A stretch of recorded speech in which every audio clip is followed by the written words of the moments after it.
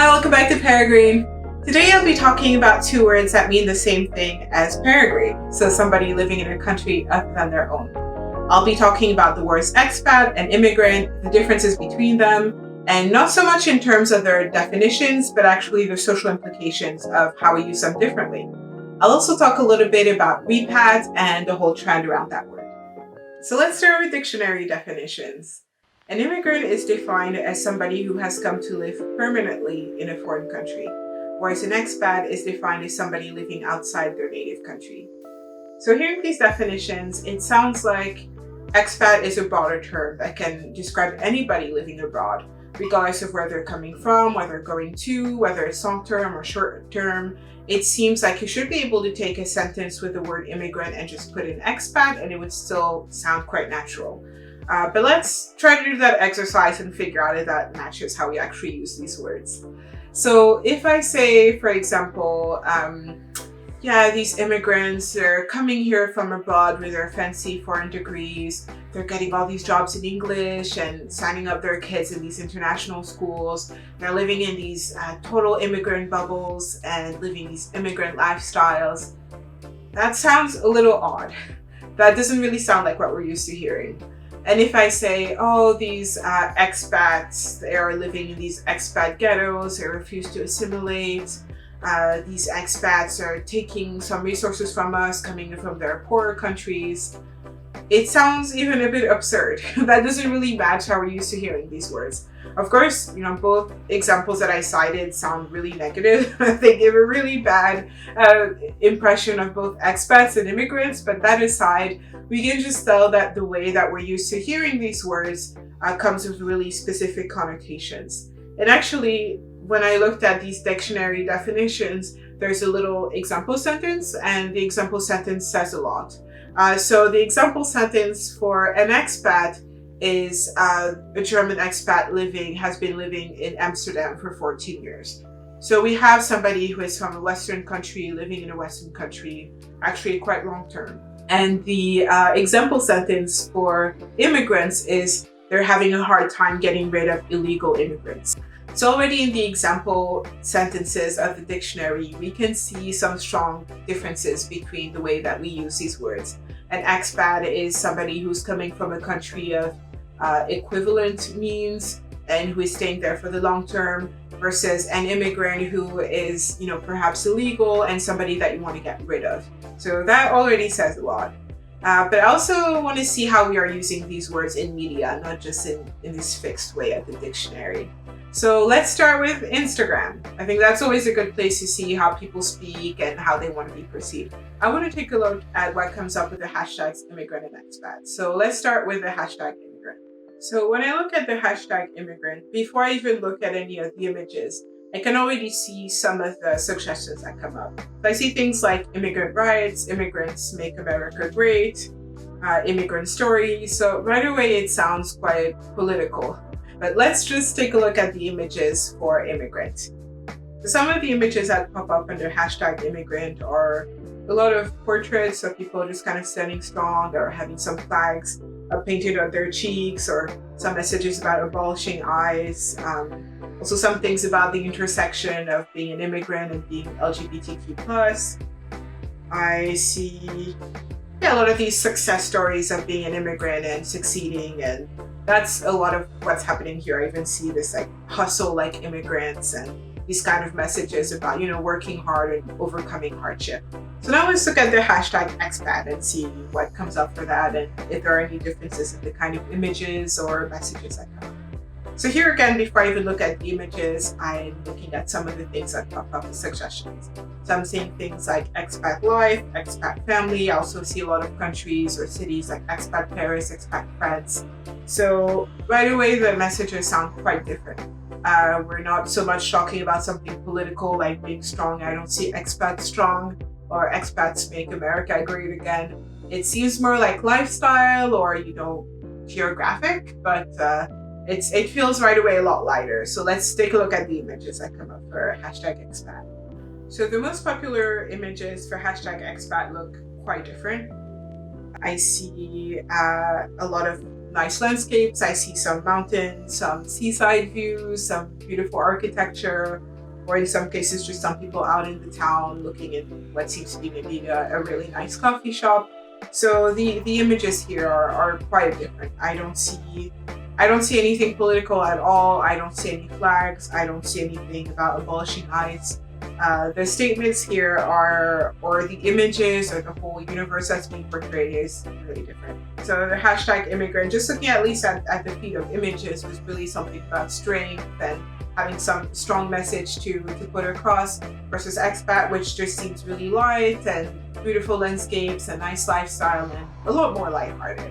So looking at the images from Instagram, we can see that the sort of messages that people put out or the images that they're choosing to associate with the words immigrant or expat really match these example sentences from the dictionary. So being an immigrant is really about struggle, sometimes being unwanted, versus expat, which is a lot more lighthearted and something that you do because you want to and you're just exploring and going to a different part of the world because it's interesting to you, because you want to, not because you need to fight and this is something that you need to achieve for yourself. Social media is, again, a great place to look to understand how people want to portray themselves or the stories they want to tell the world. But I also wanted to take a look at some articles or blogs or vlogs that discuss the words expat and immigrant and how we use them differently. So one article that gets mentioned quite a lot in this conversation is a 2015 Guardian article by the Togolese entrepreneur Awinai Kutunin. And in this article, he describes that the way that we use expat is usually to refer to somebody who is white, who is coming from a more developed country, and who's traveling because they want to explore or to enjoy some kind of nice lifestyle where they're going. Whereas an immigrant is what we use to describe somebody who is not white, who's coming from a less developed country, and they're moving more so to look for better opportunities or look for a better life. And what he's saying is that the way that we use these words is really making a shortcut of assumptions about people based on their race. Assuming that if a person is moving from Germany to the US, for instance, that they would necessarily have a high level of education and a certain level of living that they're going to maintain in the US, versus a person from Mali, for instance, that the assumption is being made that because they're Black, they must be, of course, from a less developed country. And of course, they must be coming to kind of, better their lives and get some resources out of the place they're going to. And what he's saying is that having these two different words for people that seem to hinge more on their race than actually whether they're staying long-term or short-term, is really making it really easy to discriminate, really easy to see a person and say, okay, this is an immigrant. And when probed a little bit further, we realize that oftentimes the way that these words are chosen is not so much because, okay, this is an immigrant because they're staying long-term, but it can be, okay, they're an immigrant because they're here to better themselves. They're here because they chose to come to a foreign country for a better life. And oftentimes we see that these words are used differently for that reason. So I mentioned earlier that the dictionary definition for an immigrant is somebody who comes to live somewhere permanently. So there's really this notion of staying for the long term, or, if it's not forever, at least some long period of time. And yet the example sentence for expat talked about a German person living in Amsterdam for 14 years, which I think we can agree is a long period of time. So why is this German person in Amsterdam an expat and not an immigrant? And we can imagine that if the sentence said a Senegalese expat living in Amsterdam for 14 years, that would somehow catch a little bit more attention, and that would be a lot less likely to be included as a dictionary definition, or, of course it's a sentence taken from somewhere, but that tells us a lot about the way that these words are usually used. So my experience with these words is that on paper, I have been both. When I was living in the US, I was an immigrant because I stayed there for 15 years. I got citizenship, which usually is a sign of staying somewhere permanently. And in Finland, where I was for 2 years studying and working a bit, you could say I was an expat. But personally, I haven't really used any of these words or either of these words to describe myself. Probably because maybe these connotations are so strong in my mind as well, that it doesn't quite seem to fit who I am or why I'm going to different places. I think of it more as I'm, from here, I'm living here, working over there, more so than, I'm an immigrant or I'm an expat from this or that place. And in terms of how these words have been used to refer to me by other people, I've also seen a bit of both. So as somebody who is Black, regardless of where I go, that does come with some implications of the assumptions that people make about me. And what's funny is I've been in scenarios where people think of me as an immigrant, and within the same conversation, they move to considering me as an expat. So I can give an example of that. So for instance, when I was living in Finland, I would of course often encounter people who would, assume or realize that I'm from elsewhere. And they would often ask a question about, why am I there? Or what am I, doing in Finland? Or what brought me to Finland? And I had some situations where people were just making these assumptions that as a Black person, I must be coming from a less developed country. And that, of course, I would be in Finland because how much better life must be for me there than wherever I came from. And as soon as I would disclose that I'm from France and that I have also, lived in the US and have that as citizenship, the conversation would switch. It would go from, yeah, of course you're here, to, oh, wow, you're from these places. Why are you here? Why Finland? And don't get me wrong, Finland is great. They definitely have this kind of general modesty that they share where they don't understand why people are there. But what's interesting is that they totally thought that they understood why I was there when they didn't know where I was from. Or at least they assumed that I was from a certain type of place or a less developed country. And as soon as I mention where I'm actually from, the conversation changes. And thankfully, I haven't had this experience with all Finnish people, obviously and thankfully. But it did happen at times. And sometimes it would be a really short interaction, just somebody in a supermarket or on the bus or on the tram. That somebody would make some statement, or sometimes it would just be this kind of dirty look, like you're not wanted here. Of course, maybe they think I was born and raised there and it has nothing to do with, where I was actually born, who knows. But I've also had longer conversations where you do see where people are coming from or what assumptions they have about you. And within that same conversation, when I tell them where I'm from, the vision switches.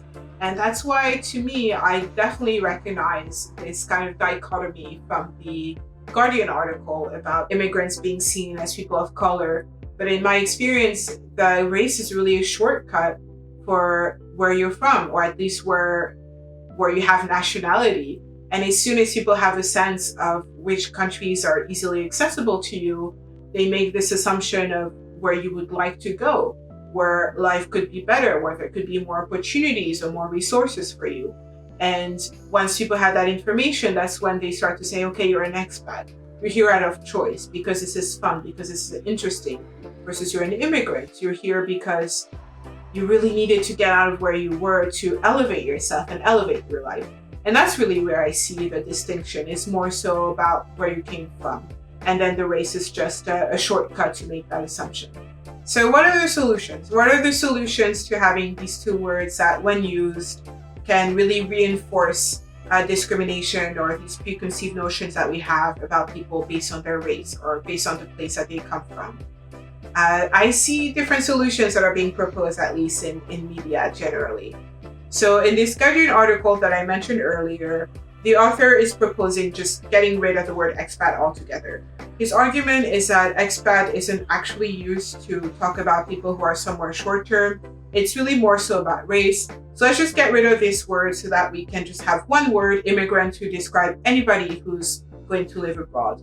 And maybe the day that they leave, we can worry about whether they were there permanently or not. But for now, they're in this foreign country, they're an immigrant, there's only one word for everyone. We're not creating this kind of easy way to categorize. So another solution that I heard about, even though I couldn't quite find the source, is that the word immigrant, according to this argument, is really tied to people of color and their struggles of coming to a Western country and having some hardships and discrimination that they face. And because of that, as a white person, it would be almost insulting to describe yourself as an immigrant because you haven't gone through that hardship. And the suggestion that is made there is that only people of color should be able to call themselves immigrants because they're the only ones who go through these struggles as people of color coming to the West. And personally, if I had to choose one of these options, I would definitely just get rid of the word expat. Just because personally, I see already, and that's this whole argument, that the words expat and immigrant are really kind of strengthening, or at least making it easier to group people according to race or according to country of origin, and to create these categories of people that are more and less desirable. So by just saying that, okay, only immigrants are allowed to be these people, I think that's reinforcing even more this categorization. And I know that the intention with which this suggestion is made is quite good. The idea is we want to really acknowledge the struggles that some people go through, but I think it just makes it that much easier to group certain people and say that they're less desirable, so we're going to call them a different word. And I think that the other suggestion about just getting rid of the word expat, to me, seems like a bit of a shame, because personally, I've always had this idea that immigrant is somebody who's staying long-term and expat is short-term. And I think that this kind of distinction can be useful or interesting at times. But I can, of course, see how maybe sometimes getting rid of a word is getting rid of, some of the really heavy connotations that come with it. So lastly, I want to talk a bit about the word repat. So if you can tell from how it sounds, a repat is somebody who moves back to their home country. When I first heard this word, I thought, okay, this is me. I was born in France, spent my childhood here, lived abroad for a long time, now I'm back. But then I realized that it's used in a very specific context that doesn't apply to me, at least not right now. So repats, the way that I've heard the word most used, are people of the African diaspora. People who are born in Africa, their parents were born there, or in some cases, people who are Black Americans and who feel some tie to the continent, even though it's not just one generation away. And these people decide to move to Africa, usually to start some kind of business or other venture, rather than where they are currently. And the reason why I bring up this word is because, first of all, I think it's a quite cool concept, but also because this idea that because somebody is from a less developed country, they're definitely an immigrant to a more developed country is anyways flawed. People can definitely want to go from more to less developed because there are other things that are attractive to them, like maybe their potential to build something and to take their knowledge with them, or the lifestyle or family or whatever it may be. Just this idea that because you are from a less developed country, you must want to go elsewhere doesn't really match how everybody is trying to do things. Alright, that's my take on these words. Please let me know in the comments below how you feel about expat or immigrant, or what word do you like to use to talk about people living in a foreign country. And of course, please like this video and subscribe to hear more from me. You'll find me under not immigrant or expat, just peregrine for now. Thanks for stopping by. See you next time.